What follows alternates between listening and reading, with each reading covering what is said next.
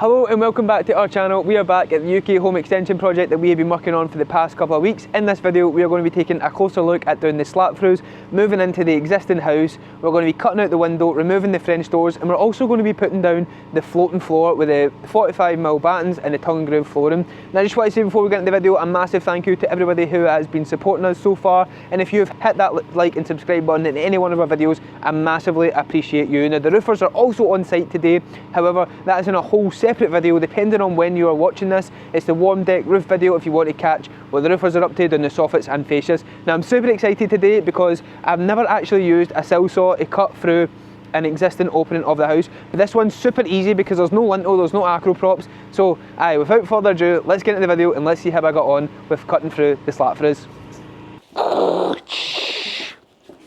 I am your father.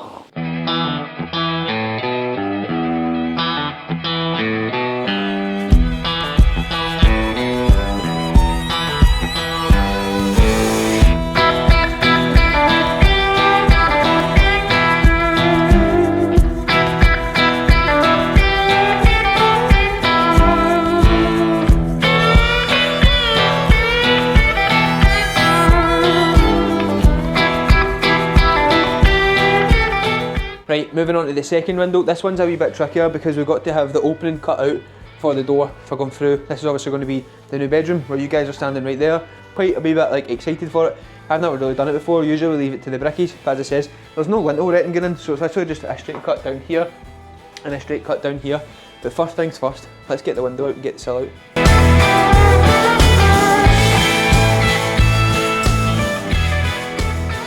Okay, I didn't take too much time at all. Window is out. Now we're going to take turns practicing our tennis grunt and smashing out this concrete sill. Oh,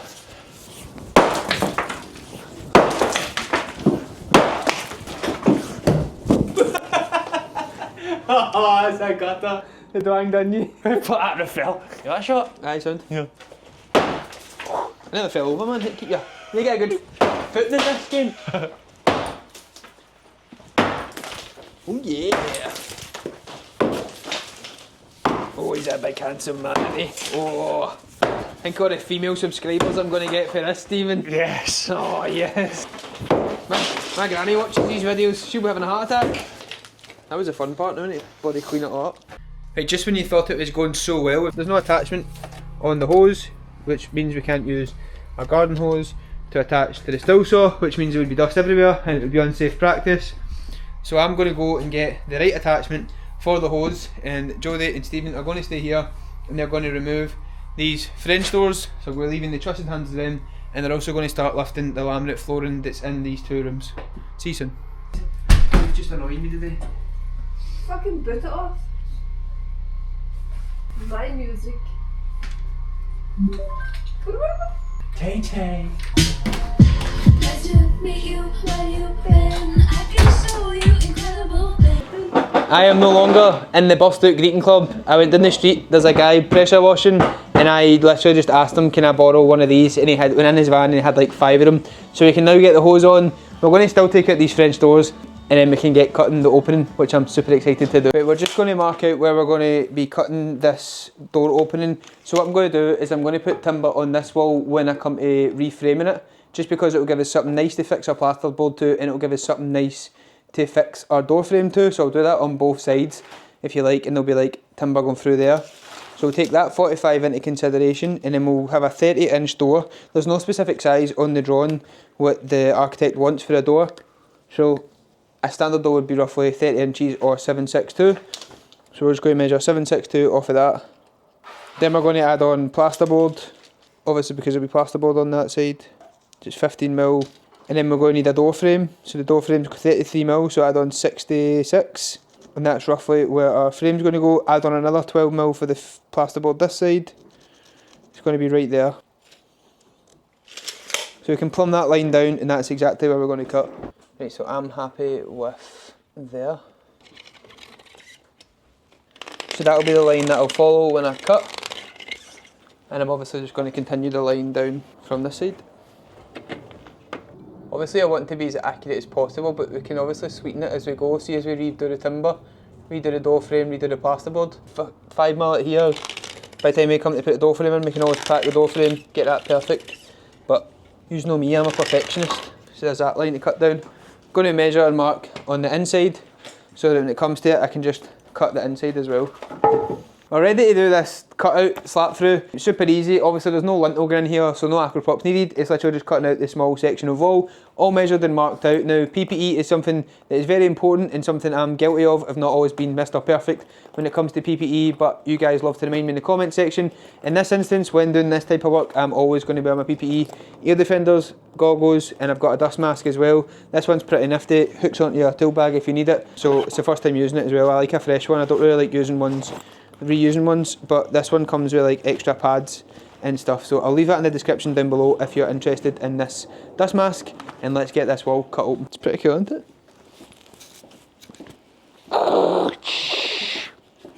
I am your father.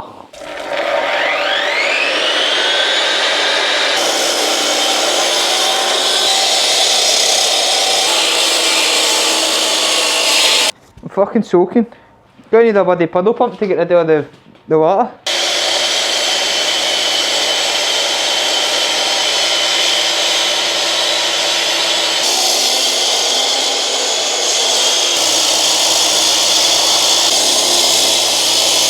Everybody wants to make big boy money, but they won't do big boy shit.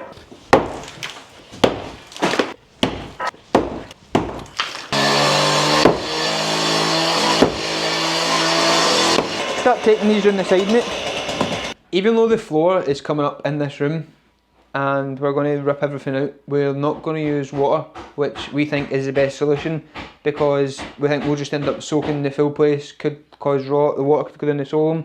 So what we're going to do is we're going to do this wall nice and slowly, step by step. There's probably going to be a lot of dust. We're going to have a bit of water, we're going to have it handy in case we need it. We're just going to cut down maybe like 2 or 3 bricks at a time.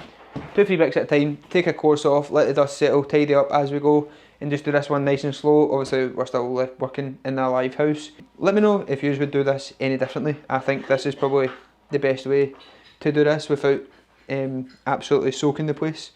Obviously in a live property with customers still living in.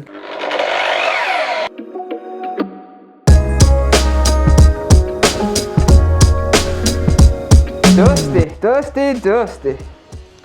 That's the joys, man. That is the joys. Look at this. It's the difference of using water and not using water. Shocking, isn't it? Obviously we just don't want to soak the place, so it is what it is. Let's see the slide shower, Stephen.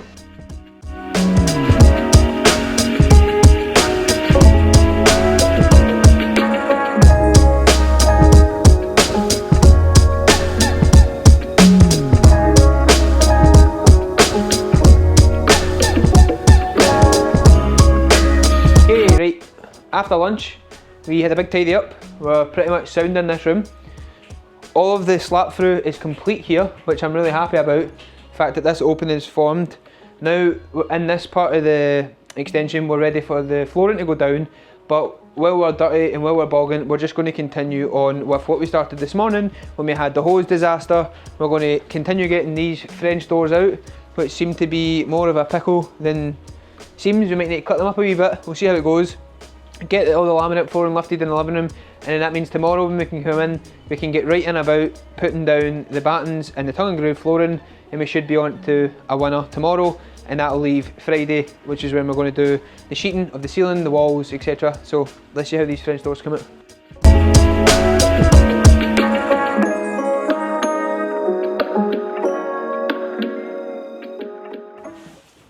Right, I'm not going to lie, I was flapping a wee bit this morning doing the slap through. That was so messy, so dirty. You can see how bogging my legs are here, right? This one was much easier. We managed to get the French doors out, as if you've just seen. We're going to minus 10 joiner points for the joiners that fitted this kitchen, because they fitted the new flooring on top of the old flooring, which was here, that should be down for years. I never recommend that. Always just lift the flooring and start again. That's what we're going to do. So the next part of the afternoon is we're going to tidy up. Going to bring, there's some timber sitting in outside, we're going to bring that inside because it's all wet.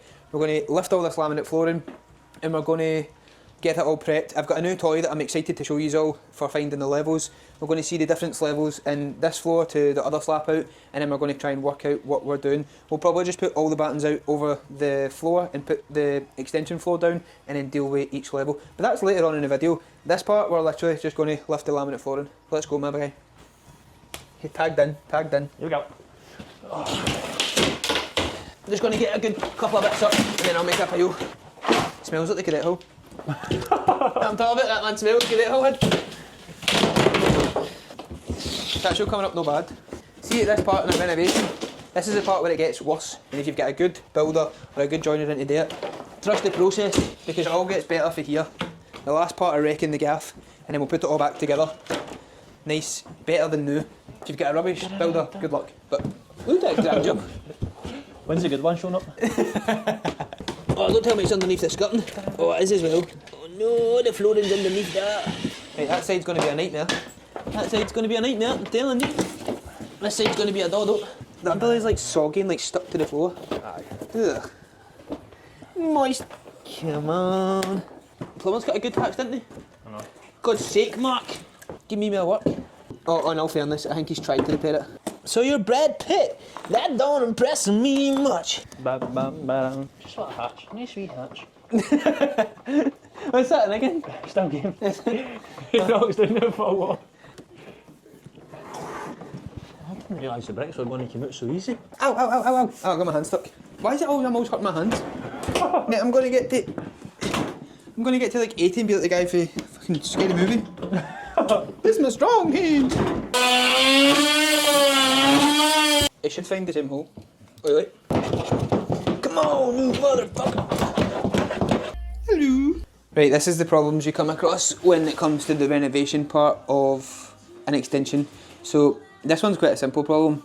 You need to turn on yourself into a timber surgeon, right? And what we need to do is, I've turned you guys round.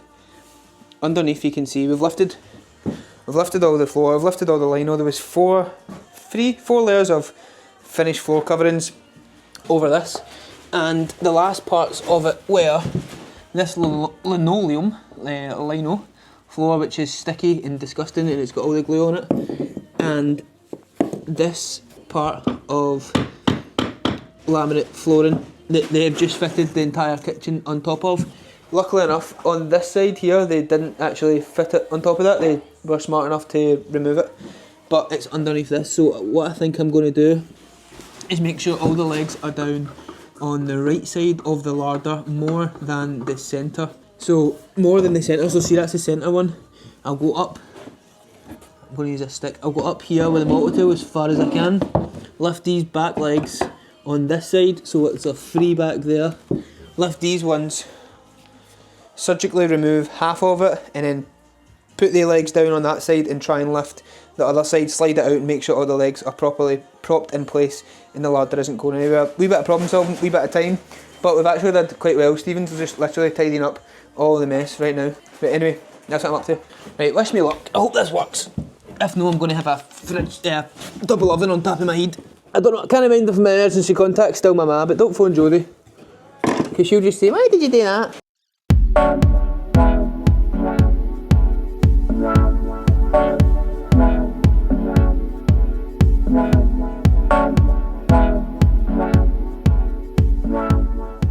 Another successful day. We have boarded up where the bifolds are going, so that's all safe and the customers are safe.